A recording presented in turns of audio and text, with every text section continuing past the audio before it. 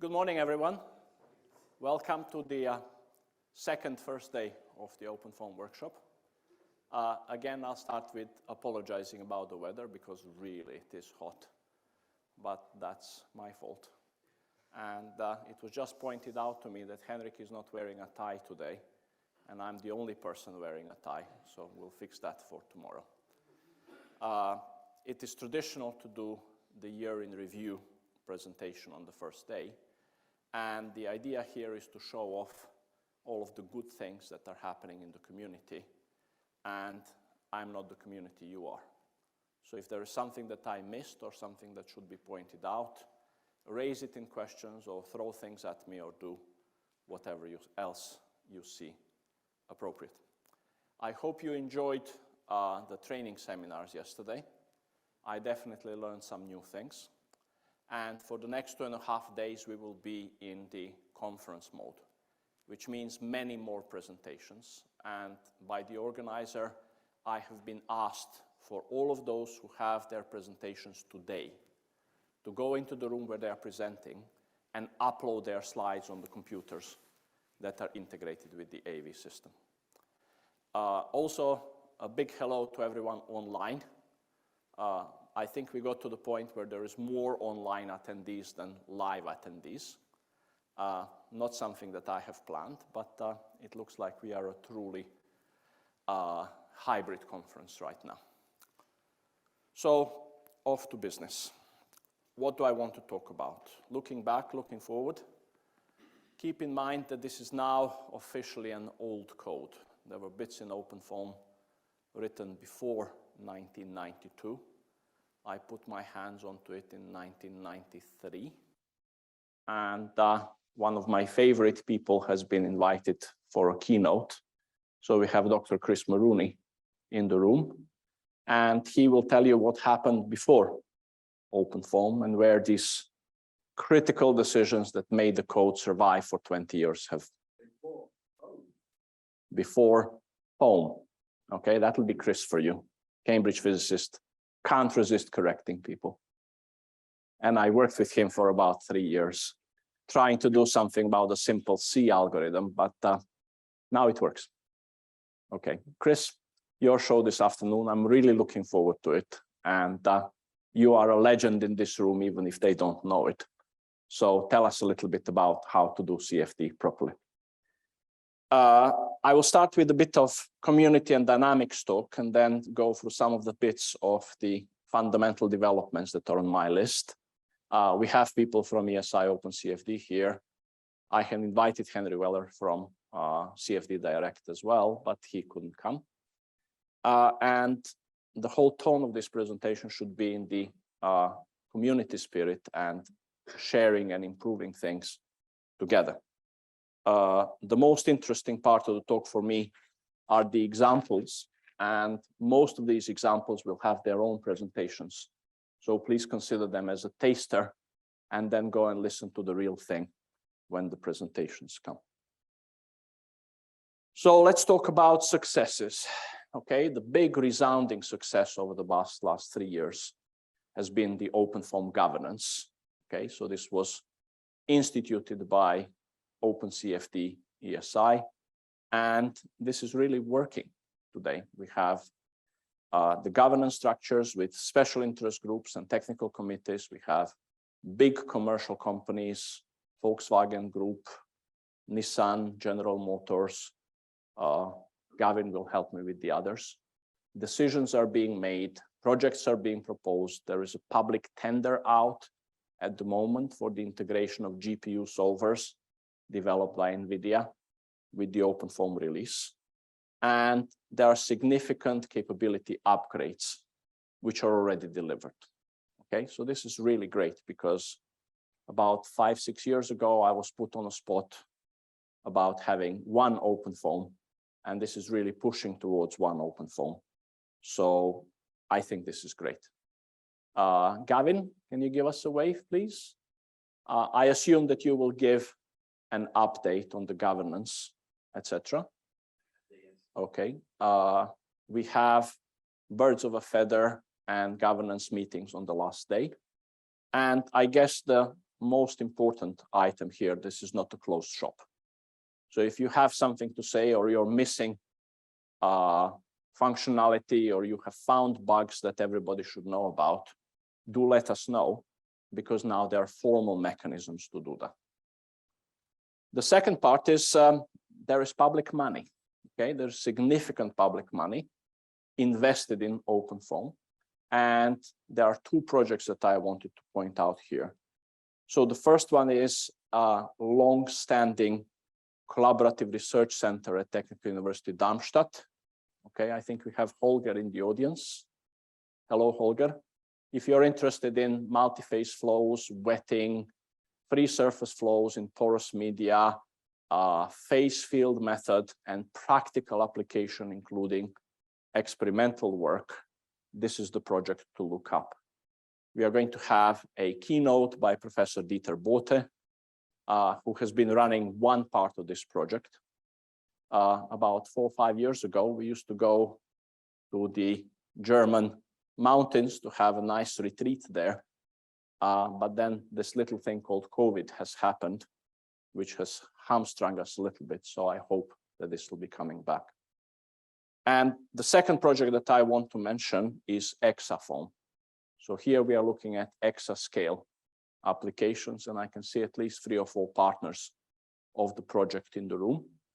And the idea is to fix all of these things that are keeping us away from running hundreds and thousands of cores and regular large-scale simulations to the level that where OpenFOAM should be better than commercial software that people are using. I think we are going to have a presentation on that as well. Miguel, Professor Nobrega, has been asked to do that. And if there are any other projects that I have forgotten about, do let me know, because we need to know what the community is doing and how the whole thing is set up. So thank you. I think Mateas is representing ESI Open CFD at the moment. Thank you for that effort, because I really appreciate this coming together, exchange of information, a formal platform when we can do things. So if you think this was a success, consider this one. Imagine a journal, an open source journal, where publications are available without limitations, where with the publication, you get the source code. You also get a repository of validation and verification cases, and you can pick it up to run the cases yourself and either check how good or bad the cases are actually running, or start building on top of that. Now imagine that that journal has no publication fees. Okay, so you can send your paper, it will be rigorously reviewed. And when I say rigorously, I mean it will be returned to me twice to make sure that it is up to the standard required by the journal. And all of that is done by volunteers with the contribution from the community. So let's stop imagining and get Miguel on the stage to tell us a little bit more about his work on the journal.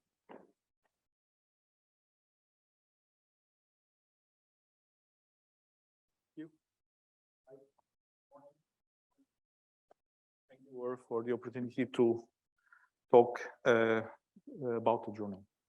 It's, as Hrvoje mentioned, is an initiative from the community, and it's to the community. So we should all work together in this project. So waiting a bit for the slides.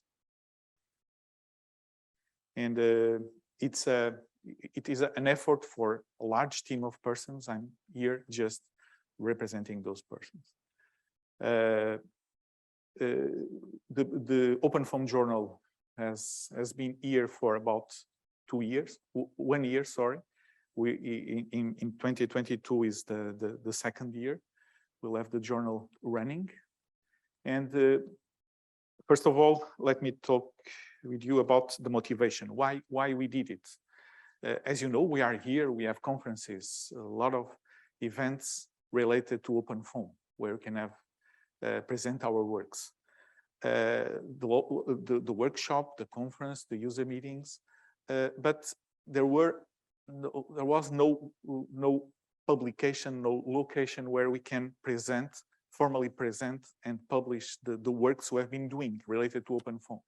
And this was our main motivation to start the project.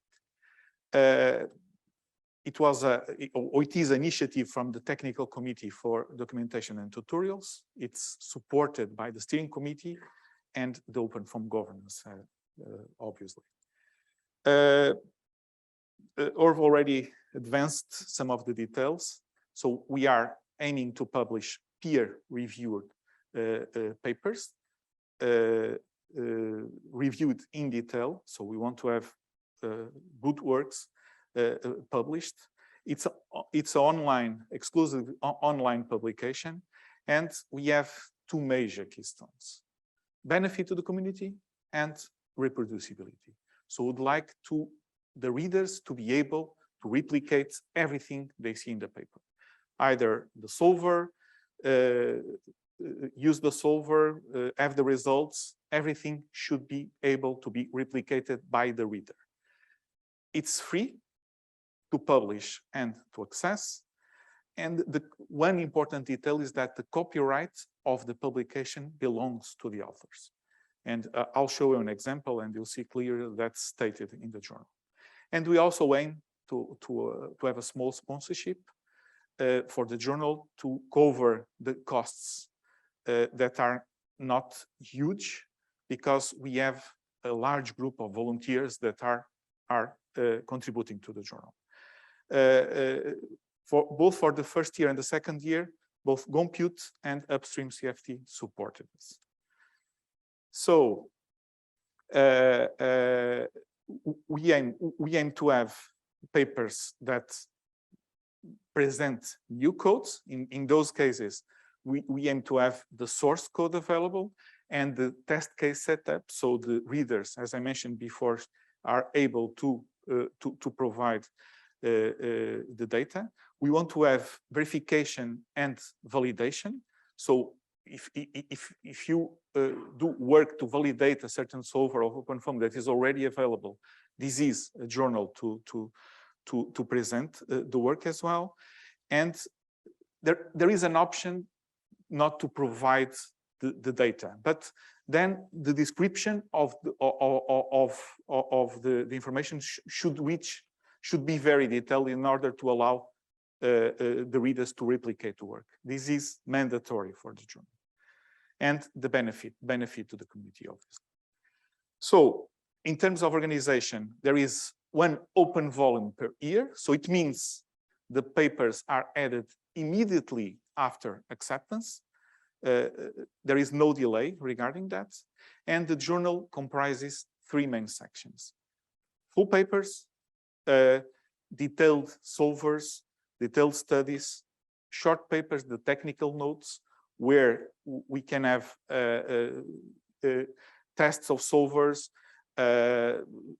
new results that are relevant and important for the community, and review papers. In those papers, we expect to have a detailed analysis of strategies to solve a specific problem or specific set of problems in OpenFOAM. And there is a critical and detailed analysis of the different alternatives to guide the users to use it. We have already ISSN and a DOI available, and obviously we aim to have an impact factor. It will take a while, but we'll be able to reach there together.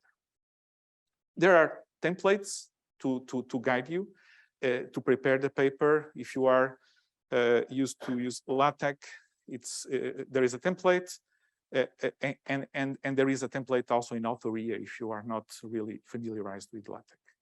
There are guides for authors and for the reviewers. Everything is public, so you can access and see what is recommended and required for everyone.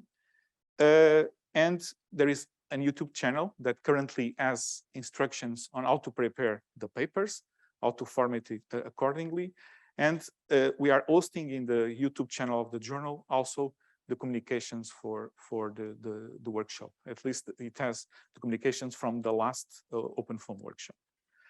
The website is based in an open source framework, it's Open Journal Systems, that is freely available to host, to manage journals, and it helps a lot in the managing of the review process. Some information about the journals. So this is a page where we show some of the papers. In terms of workflow, so it works as a regular journal. So there is a submission phase, then the editors will screen the paper and verify that it accomplishes all the requirements, and then there is a section editor that will be nominated to guide, to manage the review process, and he sends the papers to the reviewers, get the feedback, transmit the feedback to the authors, and after a few iterations, we'll reach hopefully to a paper that goes to production and published in the journal. We have, as Hrvoje mentioned, a large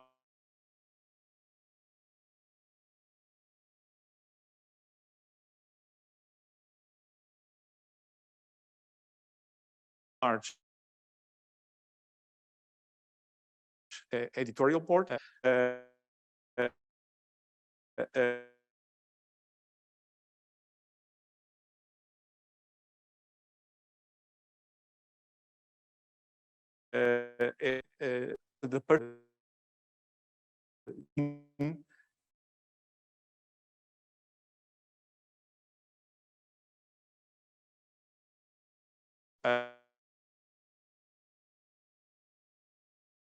and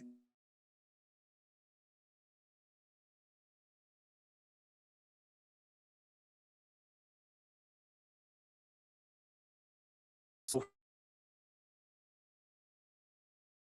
far 10 published papers.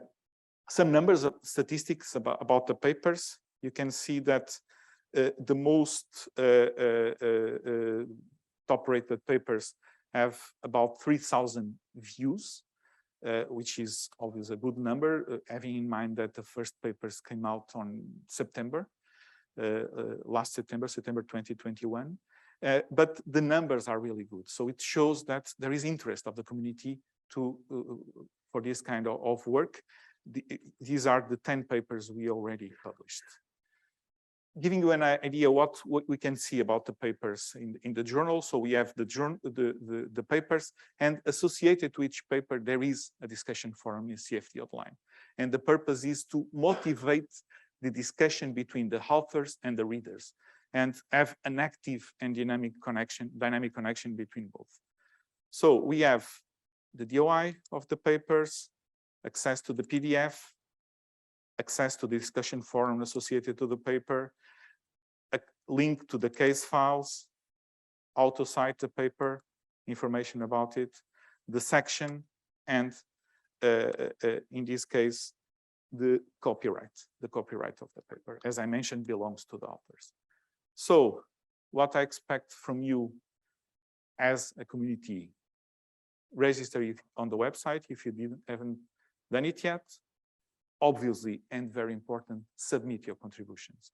This is a journal that doesn't take the space of the other journals. We are aiming to publish OpenFOAM related stuff, something that is not possible to publish in other journals. If you develop a solver, you can use it in studies and have a paper in another journal, but you can also use it and publish it in the OpenFOAM Journal. Okay, and also would like you to apply, if possible, as reviewer for the journal. The contributions of the reviewers are very important to reach the quality level we aim for the journal. There is on the OpenFOAM 17th workshop website, there is a link for the publications. There will be a special issue associated to this event, and the submission deadline is September 1st. And thank you very much.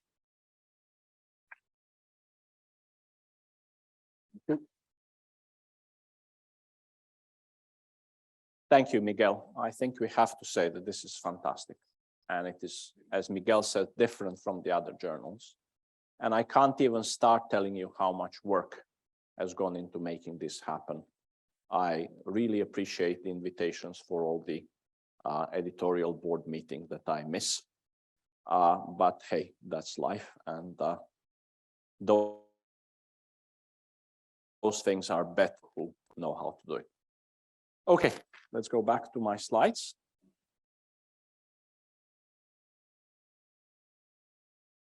Okay, so we stopped here. As I said, this is amazing editorial work, and a big thank you for the entire community. And please do not consider this to be a competition for computers and fluids, because we want to be much more applied and much more concentrated on a platform for sharing, which integrates all these channels. Okay, so one slide on CFD in the year 2022. So for the last 2 years, I really felt quite isolated because of COVID. We couldn't meet in person, but things have started developing. And I really picked only a couple of things which are quantitative and not qualitative. So on the recent NAFEMS meeting here in the UK, a consulting company was presenting their work, and this is what they said. They routinely run 1 billion cell CFD cases. Okay, so the largest one that we have seen was from the K computer, which was 100 billion cell case. But this was really showing off the size of one's ego. Okay, whereas being able to turn around a 1 billion cell case with post-processing is something really special.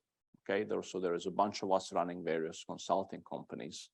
And if a client came to me with a 1 billion cell case, I'm not quite sure what I'd be able to do. In Formula One, we went from 600 million down to 200 million. 200 million cell cases hurt. And I can't quite imagine how hard a 1 billion cell test case hurts. This is not just megalomania. So they are doing things either in external aerodynamics or in built-up environment CFD, where a 1 billion cell really makes sense. And if you go back to Matthias, our old days at CD Adapco, I remember that we were running a simulation around the Mercedes-Benz car body. And there was a big hoo-ha because the answers on the very good mesh of 1.5 million cells turned out to be different than the results on a 5 million cell mesh. And we thought there's something wrong with CFD. Now we're running the same thing on 200 million cells to get the proper result. So there is scope, and we are going to see much more of that. But as Tessa will justify, this is not the only thing that's happening. Now we have master students running their projects with 19 million cell geometries. So here we have a centrifugal compressor doing all kind of a mess. And my colleague, Professor Tukovic, and I, talking about turbomachinery, will draw velocity triangles and say, these are the angles of attack, and this is what's going on. However, if you look at the flow in the channels, this is nowhere near this axial uniform flow that one imagines in turbomachinery when we are drawing velocity triangles. Okay, so this is reality. And we have to push towards that, because this is where the knowledge and efficiency and ultimately saving the world from global warming and excessive energy consumption is. So I think this is all cool. And one of the projects that I am looking to get off the ground is about transient phenomena in turbomachinery, where suddenly you're not only running 10, 20, 30, 50 million cells, but you're running big transient simulation to find out what's going on. And this is again along the line of orders of magnitude change in CFD. So the other thing that I have seen is that on my to-do list on my desk, there is weird stuff happening. Okay, so in the last year, I have found some parallel processing bugs that have been in the code for 20 years or more. There are inconsistencies in the updates of processor boundaries. And fortunately, we have the ExaFOAM project to roll that out. And what I noticed is when you move the bugs out of your code, it starts working better. Not only starts working better, but it starts working faster and producing better solutions. Sometimes to the level where I wonder, how on earth did we manage to produce any solutions with such a buggy code? My favorite bug for the whole year was on the immerse boundary method. Yesterday on the Turbomachinery working group, we were talking about it, and there are students at Chalmers University testing moving, deforming immerse boundary, and I really did a lot of work on that. There are also issues with AMI, GGI interfaces in parallel that will be addressed within the ExaFOAM project as well. Perhaps the most exciting new piece of technology is reduced order modeling, and I will tell you a little bit more about it in a minute. And in terms of one OpenFOAM work, there are various synergies that are happening, in this case, between Foam Extend and the ESI release. So we are moving software implementation of polyhedral mesh refinement and dynamic load balancing between the versions to make it more popular and better used and less buggy and more widely deployed. And recently I was looking around through the set of abstracts, and I've seen that the ESI version now containing the finite area method shows some really exciting applications of what you can do with the finite area. And I think this is also great. Apart from that, I would like to look at multi-physics and multi-scale applications, and we have the ongoing project on discontinuous Galerkin. So if somebody can give me a couple of years free just to work on that, we could deploy that faster. I think we have Joe Wayne in the audience. Joe Wayne, can you give me a wave? No, he's not here. He's a master student here at Cambridge who is working on that. So please wait for further updates on that one. So let's just have a quick look on some projects that have been completed or are very close to completion. The first one comes from Robert Kesser at the University of Zagreb, where we did a project with University of Perugia and KAUST. And this is an old-fashioned combustion project, but now we're looking at Eulerian multi-fluid sprays, moving away from Lagrangian sprays, Chris, and doing it multi-phase polydispersed, this time using a method of classes. And on top of that, to complicate things, the evaporating spray will be multi-component. Okay, so this is important because in the new fuels, we will be blending the old oil-based stuff with some artificial or what they call solar fuels. And then you have mixtures that do not evaporate like the old sprays used to. And the models are much more complicated. So we're looking at differential evaporation, breakup and coalescence, and being able to do not only this part of the spray here, but also that part there, where the spray is really dense and Lagrangian methods would have trouble. So there will be a presentation on that. Robert couldn't be here with us, so I'll have to do that one. But he did a really good job going from monodispersed to polydispersed, non-evaporating and evaporating. And we never started burning this, but we also did the DNS of dense sprays using free surface flows with adaptive mesh refinement and dynamic load balancing to actually do DNS level simulations as well. So the second one has been on my desk for more than 6 months now, and it is about reduced order modeling. I will do a long presentation about it. And the idea is that you can have a room like this and run air conditioning, or you can have a missile with a tank where the fuel is sloshing, and you have the forces that need to be integrated with the guidance system. But in order to make that work, you need to be able to run the equivalent of 7 or 10 million cell CFD simulation real time. Okay, so that's done by using reduced order modeling. Yesterday we had a session on DMD. Here I use proper orthogonal decomposition, And basically what it does is it gets rid of your mesh and parameterizes the CFD solution to the level that you're solving ordinary differential equations, and you can do 100,000 time steps in a minute, which is really quite impressive. Okay, this is done by separating spatial and temporal scales, and then rather than solving partial differential equations, you solve ordinary differential equations across the set of parameters that you choose, for example, tank fill level or sideways acceleration or ventilation or load in a building. This stuff is working, and I will show you one example with the idea of trying to explore what else could be done with that. So what we have here is an example from a book which shows vortex shedding behind the square prism. And it really looks like CFD, but it isn't.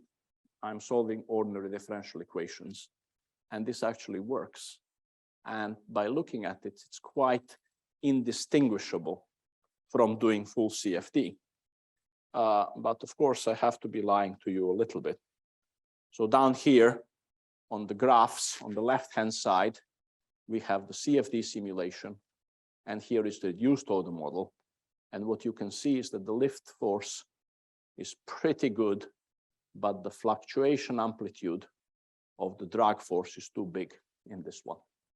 So I don't know why, but I'm sure there is a million applications or million attempts that we can do with this. And finding out what it can and cannot do is something that's on the list. Okay, the source code is available, it is public. There is a bunch of tutorials that I put into Foam Extend, and I will do a detailed presentation about how this is done so that you can see what kind of load, geometric, and other variations you can do. It also turned out that working with this kind of models requires really careful thinking, and finding bugs in proper orthogonal decomposition for me is much harder than other things.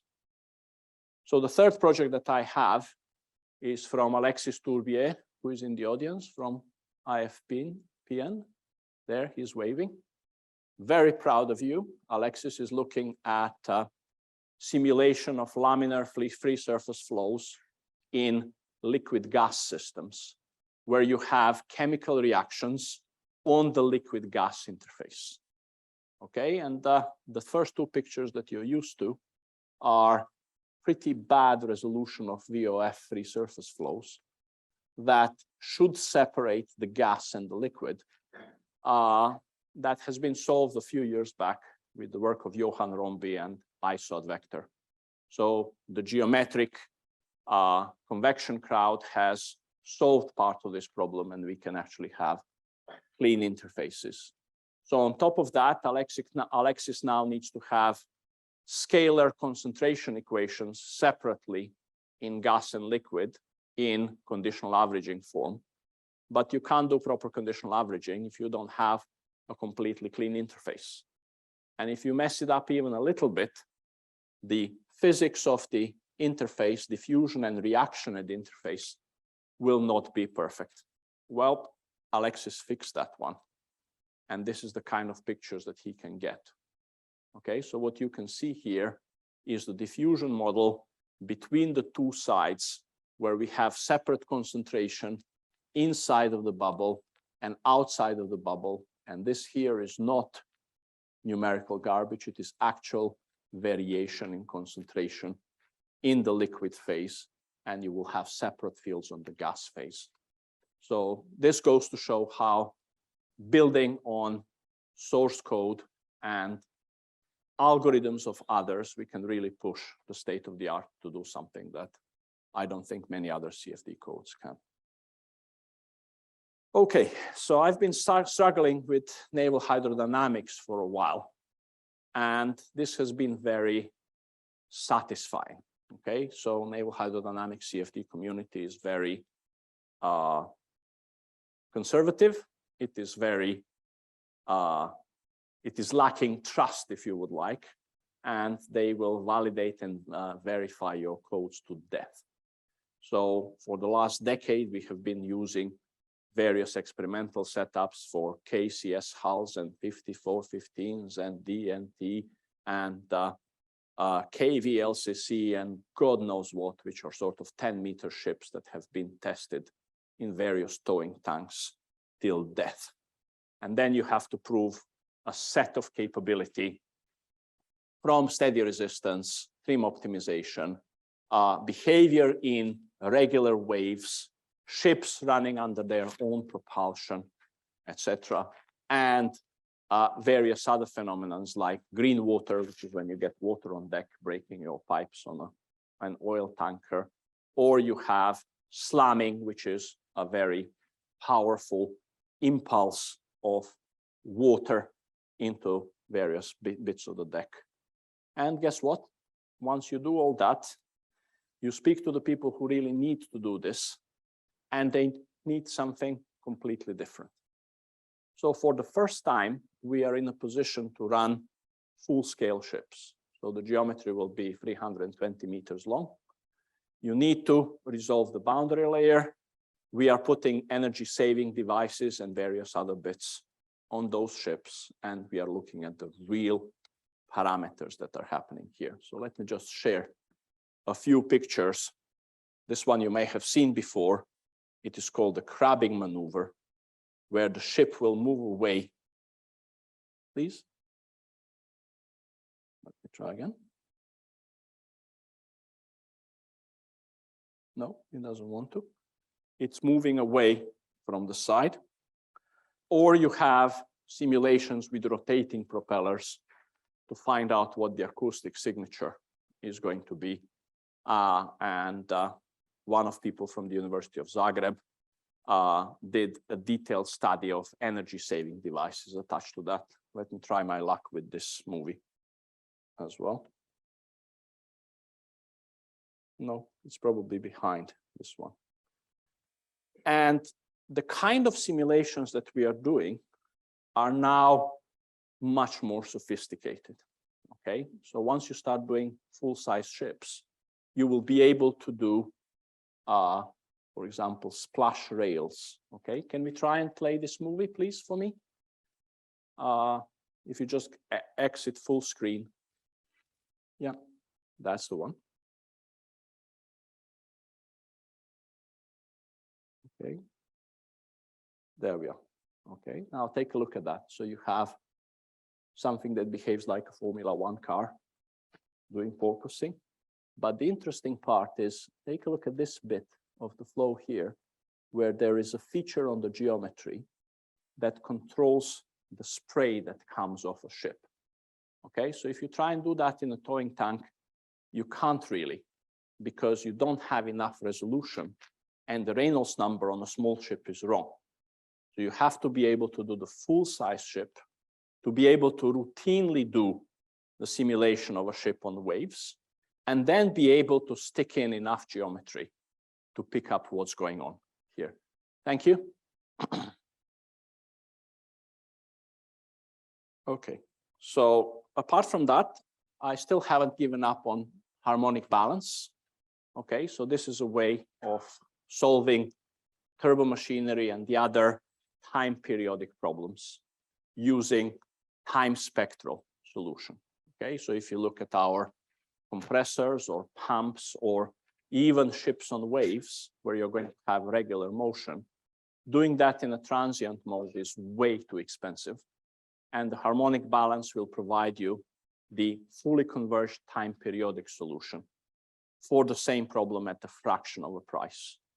So what we are doing now is we are still studying this back-to-back contra-rotating propellers, but rather than doing 2, 3, 4 frequencies, we are trying to have 10, 20, 50 frequencies, which makes the simulation more expensive, but I would like to see that the harmonic balance solution produces the same accuracy as a time-resolved solution, and that we can push it towards shedding of small vortices and turbulence interaction within the system.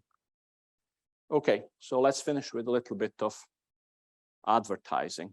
Okay, so since about 2008, I have been running a summer school in Zagreb, where we get a small number of students to come and work on their own projects for about 10 days under close one-on-one supervision with people who know how to program OpenFOAM. And can I just ask the audience to raise your hands if you have been to one of those? Okay. You see what I mean? Okay, there is quite a lot of community who has been through those, and we have made OpenFOAM experts, both on physical modeling and on numerics and software implementation. By doing this, I usually say that I look for desperate PhD students who are not quite there with producing the results to get them into the zone of happiness. And it brought me some friends.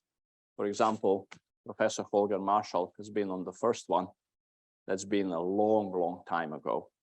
And Holger, I think you remember that in Zagreb, we didn't have air conditioning. So it was really hot, and it was in August. So this year we are doing the same workshop with air conditioning in September in Cambridge. And if you have students or you have colleagues who would like to go through that experience, please consider doing something about it, perhaps next year. And finally, I'm looking for a PhD student on cryogenic carbon capture, DNS. So if you fancy staying here in Cambridge for 3 years and trying to do something serious with OpenFOAM and CFD in the interest of saving the planet, send me an email, etc. So for me, OpenFOAM is about working together. And you can see this is a team effort. And with a little bit of support, you will find people like Holger, like Miguel, and many other similar people in the room who will contribute above and beyond of what anyone could expect from them. So I would like to thank you for coming here. Thank you for using and contributing to OpenFOAM. And I'd be happy to answer any of your questions. Thank you.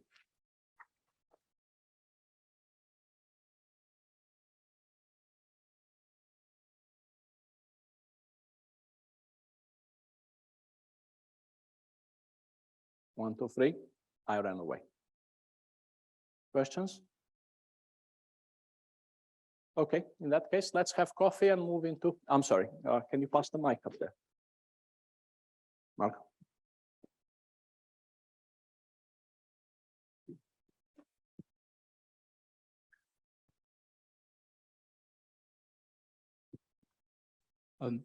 Thank you for nice presentation. And I think I've heard your few, I've seen your few slide presentation in the past and from now. And today I found there is a significant change. You actually put a lot of effort on parallel computing and dynamic load balancing in your slides. So I'm wondering what kind of a working in progress status of art can you actually give us some update in terms of dynamic load balancing for like a moving mesh and also other kind of solvers? What's the exact plan actually you are doing for dynamic load balancing? And also, obviously you already update for XFOAM. Okay, so I will use this opportunity to have a go at Mateas. Mateas, smile, please. Okay, so I did some adaptive mesh refinement in my PhD thesis, and I had to throw it away twice because I really didn't know what was going on. And then Mateas implemented something called HexRef8, which worked with us for really quite a long time. But it had some limitations. Number one, it could only do the hex cells. And number two, it couldn't do two-dimensional, okay? So Vuko and I started working on this problem of DNS, of dense sprays. And we found out that without proper adaptivity, we can't do the job. So polyhedral adaptivity has been implemented, where you take a general algorithm, which will take a polyhedron, and it will split it down into smaller shapes, also taking into account two-dimensionality and other constraints. And interestingly, and I really think this is magic from Chris, I found out that if you split a tetrahedron into smaller shapes, that it will be hexes. So it actually regularizes the mesh and it makes it nicer, okay? And that allows you to do something like a snappy hex mesh or a CF mesh and run refinement and coarsening, not only on the clean cells, but also on the ones that are split or that have been cut by the boundary, okay? And the other thing is basically a library level functionality, because dynamic load balancing belongs at the level of topologically changing meshes, right? And even if your mesh is not topologically changing, but you're running a demanding chemistry solver for, I don't know, 150 species and 300 reactions, the load from the chemistry solver would need to be reshuffled. Okay, so the way that this was done was by refactoring decomposed spar and reconstruct par to chop up bits of the mesh, move it from the processor to processor, and stitch them up together. So the dynamic load balancing machinery is completely general. And in Topo Changer FE mesh, you can have a little switch which says balance or don't balance. Okay, and it will basically do what is required to move the load around. But you have to make your own decisions about which cells are going where and why. And that also came with an interesting set of problems, because suddenly the number of boundary patches changes on individual CPUs. And that's something that I haven't considered would ever happen when the thing was designed the first time around. Okay, so there are sort of side effects in various other parts of the code, and it may take us a while to smooth things out. Mesh motion, adaptive mesh refinement, and other things come on top of load balancing to help debug one separate from the other. And this is all implemented in FOAM Extend and is currently being migrated into the ESI version. So you'll be able to flip the switch there and use it with your favorite techniques. And I think Matea's HexRef 8 and polyhedral mesh refinement will live side by side for a while. And then we'll see what's going to happen in the future to avoid upsetting the customers. Is that fine? Thank you. Anyone else? In that case, I declare coffee. Thank you.